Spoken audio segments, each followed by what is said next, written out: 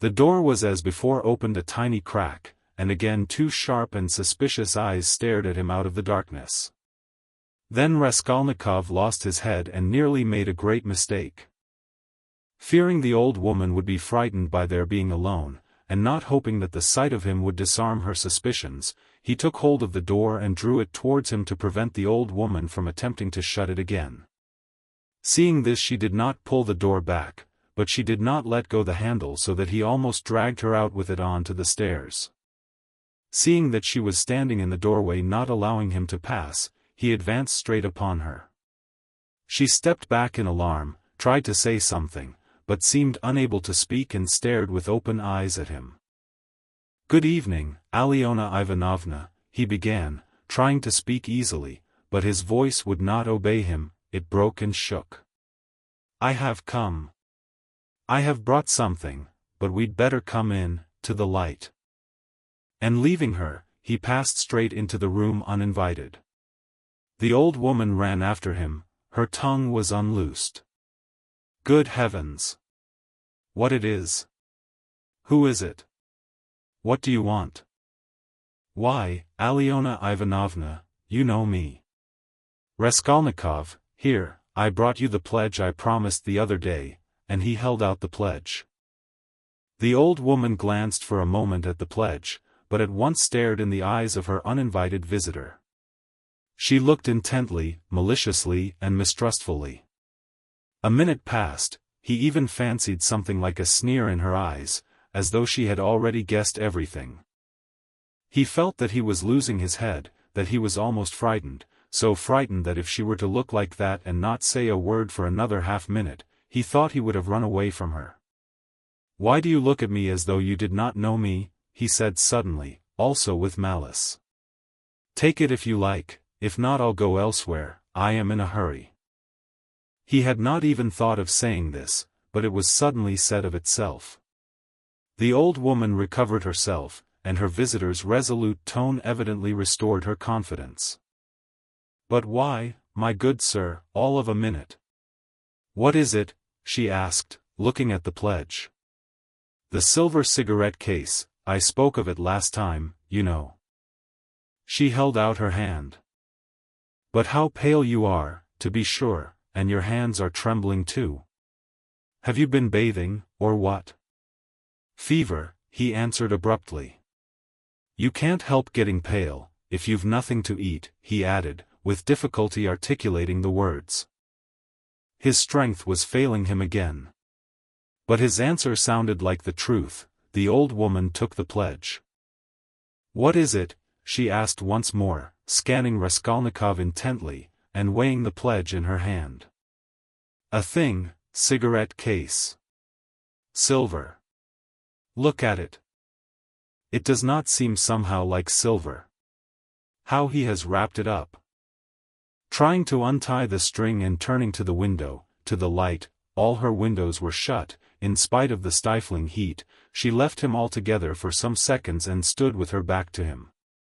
He unbuttoned his coat and freed the axe from the noose, but did not yet take it out altogether, simply holding it in his right hand under the coat.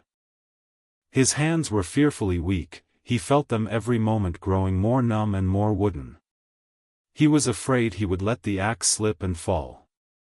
A sudden giddiness came over him.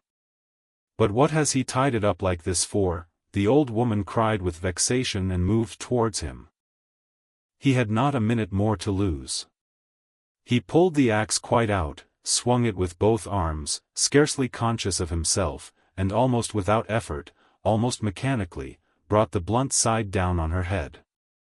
He seemed not to use his own strength in this. But as soon as he had once brought the axe down, his strength returned to him. The old woman was as always bareheaded. Her thin, light hair, streaked with grey, thickly smeared with grease, was plaited in a rat's tail and fastened by a broken horn comb which stood out on the nape of her neck. As she was so short, the blow fell on the very top of her skull. She cried out, but very faintly, and suddenly sank all of a heap on the floor, raising her hands to her head. In one hand she still held the pledge. Then he dealt her another and another blow with the blunt side and on the same spot. The blood gushed as from an overturned glass, the body fell back. He stepped back, let it fall, and at once bent over her face. She was dead. Her eyes seemed to be starting out of their sockets, the brow and the whole face were drawn and contorted convulsively. He laid the axe on the ground near the dead body and felt at once in her pocket, trying to avoid the streaming body, the same right-hand pocket from which she had taken the key on his last visit. He was in full possession of his faculties, free from confusion or giddiness, but his hands were still trembling. He remembered afterwards that he had been particularly collected and careful, trying all the time not to get smeared with blood. He pulled out the keys at once. They were all, as before, in one bunch on a steel ring. He ran at once into the bedroom with them. It was a very small room with a whole shrine of holy images. Against the other wall stood a big bed, very clean and covered with a silk patchwork wadded quilt. Against a third wall was a chest of drawers. Strange to say, so soon as he began to fit the keys into the chest, so soon as he heard their jingling, a convulsive shudder passed over him. He suddenly felt tempted again to give it all up and go away. But that was only for an instant. It was too late to go back. He positively smiled at himself, when suddenly another terrifying idea occurred to his mind. He suddenly fancied that the old woman might be still alive and might recover her senses. Leaving the keys in the chest, he ran back to the body, snatched up the axe and lifted it once more over the old woman, but did not bring it down. There was no doubt that she was dead. Bending down and examining her again more closely, he saw clearly that the skull was broken and even battered in on one side. He was about to feel it with his finger, but drew back his hand, and indeed it was evident without that. Meanwhile there was a perfect pool of blood. All at once he noticed a string on her neck. He tugged at it, but the string was strong and did not snap, and besides, it was soaked with blood. He tried to pull it out from the front of the dress, but something held it and prevented its coming. In his impatience he raised the axe again to cut the string from above on the body, but did not dare, and with difficulty, smearing his hand and the axe in the blood, after 2 minutes' hurried effort, he cut the string and took it off without touching the body with the axe. He was not mistaken, it was a purse. On the string were 2 crosses, one of cypress wood and one of copper, and an image in silver filigree, and with them a small greasy chamois leather purse with a steel rim and ring. The purse was stuffed very full. Raskolnikov thrust it in his pocket without looking at it, flung the crosses on the old woman's body and rushed back into the bedroom, this time taking the axe with him. He was in terrible haste. He snatched the keys, and began trying them again. But he was unsuccessful. They would not fit in the locks. It was not so much that his hands were shaking, but that he kept making mistakes. Though he saw for instance that a key was not the right one and would not fit, still he tried to put it in. Suddenly he remembered and realized that the big key with the deep notches, which was hanging there with the small keys, could not possibly belong to the chest of drawers. On his last visit this had struck him, but to some strong box, and that everything perhaps was hidden in that box. He left the chest of drawers, and at once felt under the bedstead, knowing that old women usually keep boxes under their beds. And so it was. There was a good-sized box under the bed, at least 1 yard in length, with an arched lid covered with red leather and studded with steel nails. The notched key fitted at once and unlocked it. At the top, under a white sheet, was a coat of red brocade lined with hareskin. Under it was a silk dress, then a shawl, and it seemed as though there was nothing below but clothes. The first thing he did was to wipe his blood-stained hands on the red brocade. It's red, and on red blood will be less noticeable, the thought passed through his mind. Then he suddenly came to himself. Good God, am I going out of my senses? He thought with terror.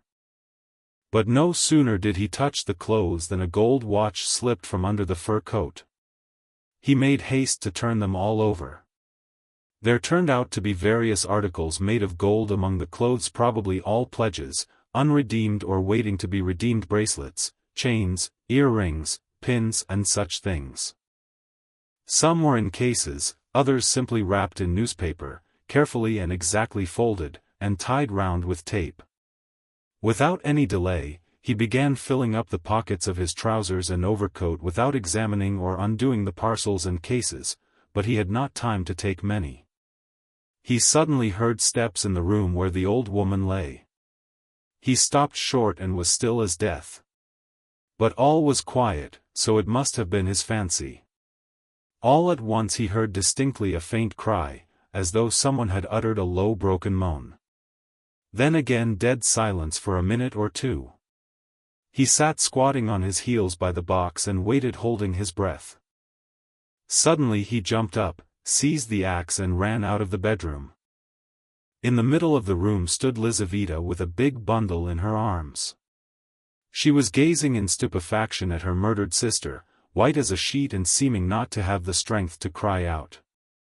Seeing him run out of the bedroom, she began faintly quivering all over, like a leaf. A shudder ran down her face. She lifted her hand, opened her mouth, but still did not scream.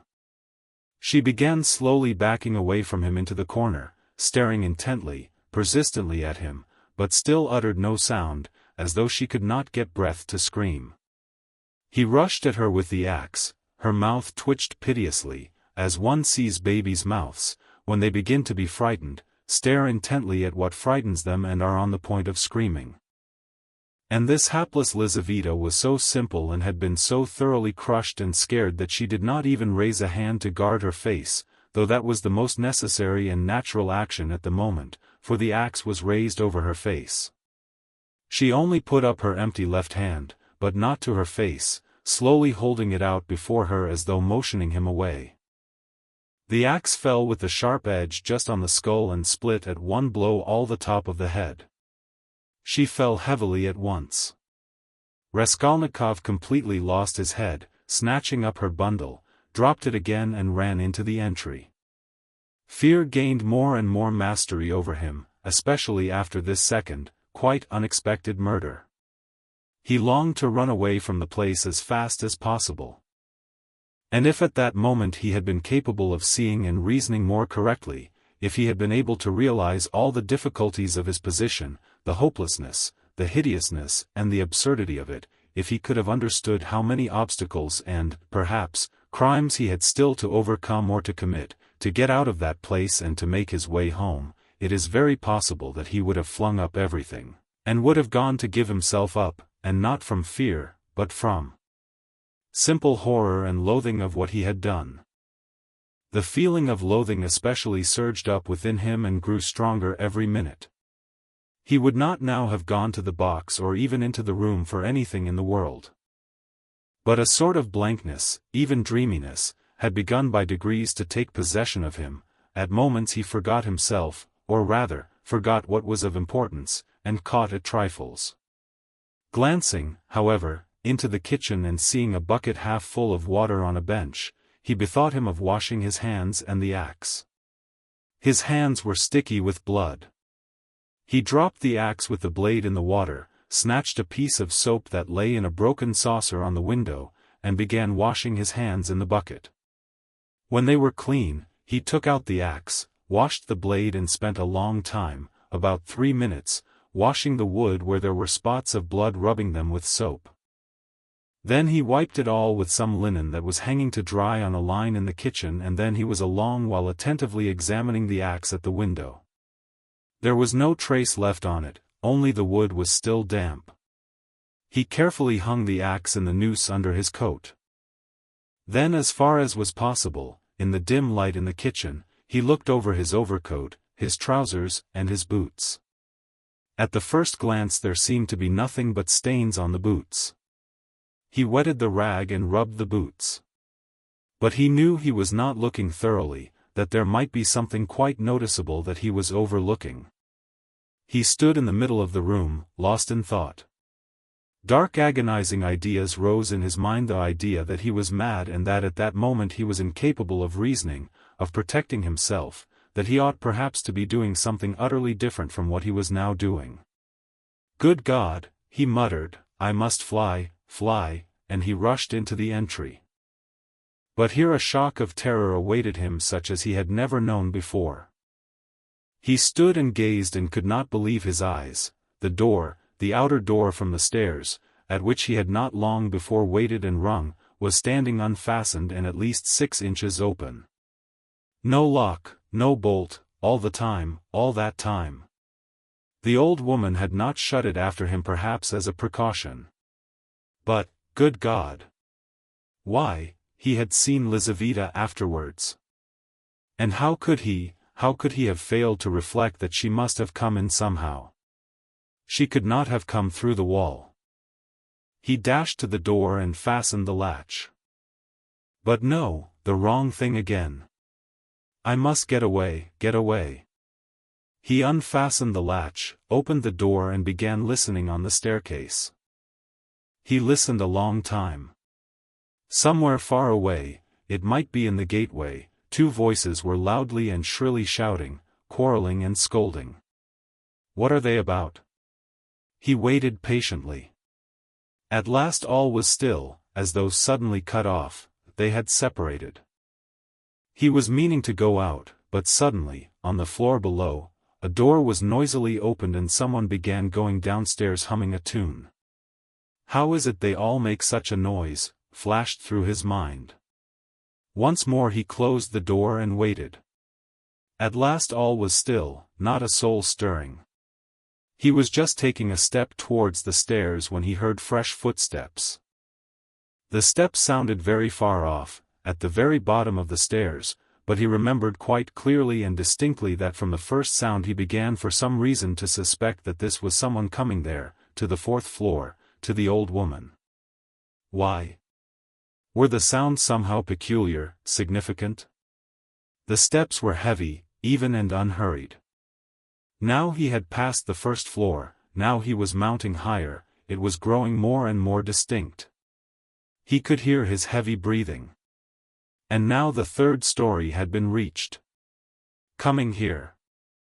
And it seemed to him all at once that he was turned to stone, that it was like a dream in which one is being pursued, nearly caught and will be killed, and is rooted to the spot and cannot even move one's arms.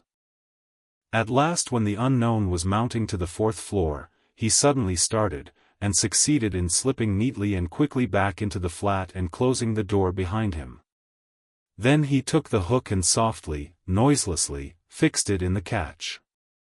Instinct helped him. When he had done this, he crouched holding his breath, by the door. The unknown visitor was by now also at the door. They were now standing opposite one another, as he had just before been standing with the old woman, when the door divided them and he was listening. The visitor panted several times. He must be a big, fat man, thought Raskolnikov, squeezing the axe in his hand. It seemed like a dream indeed. The visitor took hold of the bell and rang it loudly. As soon as the tin bell tinkled, Raskolnikov seemed to be aware of something moving in the room. For some seconds he listened quite seriously. The unknown rang again, waited and suddenly tugged violently and impatiently at the handle of the door. Raskolnikov gazed in horror at the hook shaking in its fastening, and in blank terror expected every minute that the fastening would be pulled out. It certainly did seem possible, so violently was he shaking it. He was tempted to hold the fastening, but he might be aware of it. A giddiness came over him again. I shall fall down, flashed through his mind, but the unknown began to speak and he recovered himself at once. What's up? Are they asleep or murdered? D-damn them, he bawled in a thick voice. Hey, Alyona Ivanovna, old witch. Lizaveta Ivanovna, hey, my beauty. Open the door. Oh, damn them. Are they asleep or what? And again, enraged, he tugged with all his might a dozen times at the bell. He must certainly be a man of authority and an intimate acquaintance. At this moment light hurried steps were heard not far off, on the stairs. Someone else was approaching. Raskolnikov had not heard them at first. "You don't say there's no one at home," the newcomer cried in a cheerful, ringing voice, addressing the first visitor, who still went on pulling the bell. "Good evening, Coke." From his voice he must be quite young, thought Raskolnikov. Who the devil can tell? "I've almost broken the lock," answered Coke. "But how do you come to know me?" "Why, the day before yesterday I beat you 3 times running at billiards at Gambrinus." "Oh. So they are not at home? That's queer. It's awfully stupid though. Where could the old woman have gone?" "I've come on business." "Yes, and I have business with her, too." "Well, what can we do?" "Go back, I suppose, aieae." "And I was hoping to get some money," cried the young man.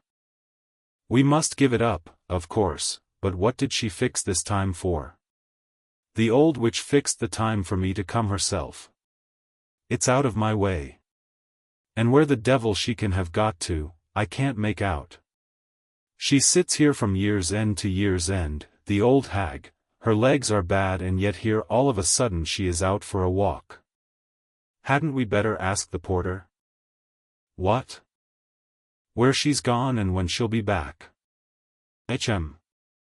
Damn it all. We might ask. But you know she never does go anywhere." And he once more tugged at the door handle. "Damn it all. There's nothing to be done, we must go." "Stay," cried the young man suddenly. "Do you see how the door shakes if you pull it?" "Well? That shows it's not locked, but fastened with the hook. Do you hear how the hook clanks?" "Well? Why, don't you see? That proves that one of them is at home. If they were all out, they would have locked the door from the outside with the key and not with the hook from inside. There, do you hear how the hook is clanking? To fasten the hook on the inside they must be at home, don't you see? So there they are sitting inside and don't open the door."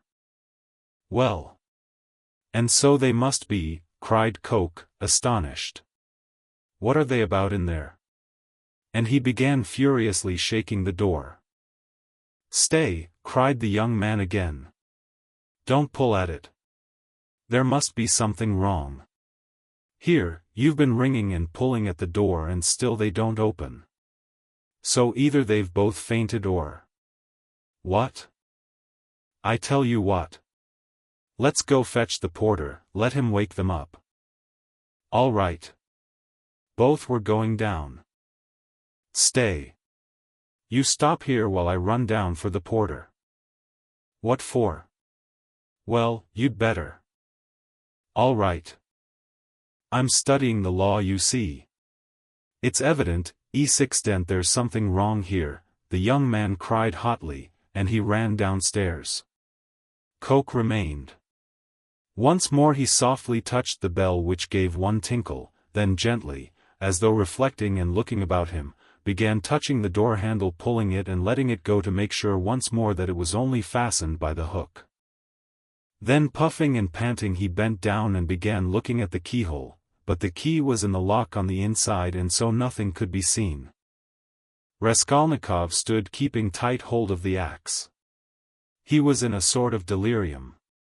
He was even making ready to fight when they should come in. While they were knocking and talking together, the idea several times occurred to him to end it all at once and shout to them through the door. Now and then he was tempted to swear at them, to jeer at them, while they could not open the door. Only make haste, was the thought that flashed through his mind. But what the devil is he about? Time was passing, 1 minute, and another, no one came. Coke began to be restless. "What the devil?" he cried suddenly, and in impatience deserting his sentry duty, he, too, went down, hurrying and thumping with his heavy boots on the stairs. The steps died away. "Good heavens! What am I to do?" Raskolnikov unfastened the hook, opened the door. There was no sound. Abruptly, without any thought at all, he went out, closing the door as thoroughly as he could, and went downstairs. He had gone down 3 flights when he suddenly heard a loud voice below. Where could he go? There was nowhere to hide. He was just going back to the flat. Hey there! Catch the brute! Somebody dashed out of a flat below, shouting, and rather fell than ran down the stairs, bawling at the top of his voice. Mitka! Mitka! Mitka! Mitka! Mitka! Blast him! The shout ended in a shriek. The last sounds came from the yard. All was still. But at the same instant several men talking loud and fast began noisily mounting the stairs. There were 3 or 4 of them. He distinguished the ringing voice of the young man. Hey! Filled with despair he went straight to meet them, feeling, come what must. If they stopped him all was lost, if they let him pass all was lost too. They would remember him. They were approaching, they were only a flight from him and suddenly deliverance. A few steps from him on the right, there was an empty flat with the door wide open, the flat on the 2nd floor where the painters had been at work, and which, as though for his benefit, they had just left. It was they, no doubt, who had just run down, shouting. The floor had only just been painted. In the middle of the room stood a pail and a broken pot with paint and brushes. In one instant he had whisked in at the open door and hidden behind the wall, and only in the nick of time, they had already reached the landing. Then they turned and went on up to the 4th floor, talking loudly. He waited, went out on tiptoe and ran down the stairs. No one was on the stairs, nor in the gateway. He passed quickly through the gateway and turned to the left in the street. He knew perfectly well that at that moment they were at the flat, that they were greatly astonished at finding it unlocked, as the door had just been fastened, that by now they were looking at the bodies, that before another minute had passed they would guess and completely realize that the murderer had just been there, and had succeeded in hiding somewhere, slipping by them and escaping. They would guess most likely that he had been in the empty flat, while they were going upstairs. And meanwhile he dared not quicken his pace much, though the next turning was still nearly 100 yards away. Should he slip through some gateway and wait somewhere in an unknown street? No, hopeless. Should he fling away the axe? Should he take a cab? Hopeless, hopeless. At last he reached the turning. He turned down it more dead than alive. Here he was halfway to safety, and he understood it. It was less risky because there was a great crowd of people, and he was lost in it like a grain of sand. But all he had suffered had so weakened him that he could scarcely move. Perspiration ran down him in drops, his neck was all wet. My word, he has been going it, someone shouted at him when he came out on the canal bank. He was only dimly conscious of himself now, and the farther he went the worse it was. He remembered, however, that on coming out onto the canal bank, he was alarmed at finding few people there and so being more conspicuous, and he had thought of turning back. Though he was almost falling from fatigue, he went a long way round so as to get home from quite a different direction. He was not fully conscious when he passed through the gateway of his house. He was already on the staircase before he recollected the axe. And yet he had a very grave problem before him, to put it back and to escape observation as far as possible in doing so. He was of course incapable of reflecting that it might perhaps be far better not to restore the axe at all, but to drop it later on in somebody's yard. But it all happened fortunately. The door of the porter's room was closed but not locked, so that it seemed most likely that the porter was at home. But he had so completely lost all power of reflection that he walked straight to the door and opened it. If the porter had asked him, "What do you want?" he would perhaps have simply handed him the axe. But again the porter was not at home, and he succeeded in putting the axe back under the bench, and even covering it with the chunk of wood as before. He met no one, not a soul. Afterwards on the way to his room, the landlady's door was shut. When he was in his room, he flung himself on the sofa just as he was. He did not sleep, but sank into blank forgetfulness. If anyone had come into his room then, he would have jumped up at once and screamed. Scraps and shreds of thoughts were simply swarming in his brain, but he could not catch at one, he could not rest on one, in spite of all his efforts. Part 2.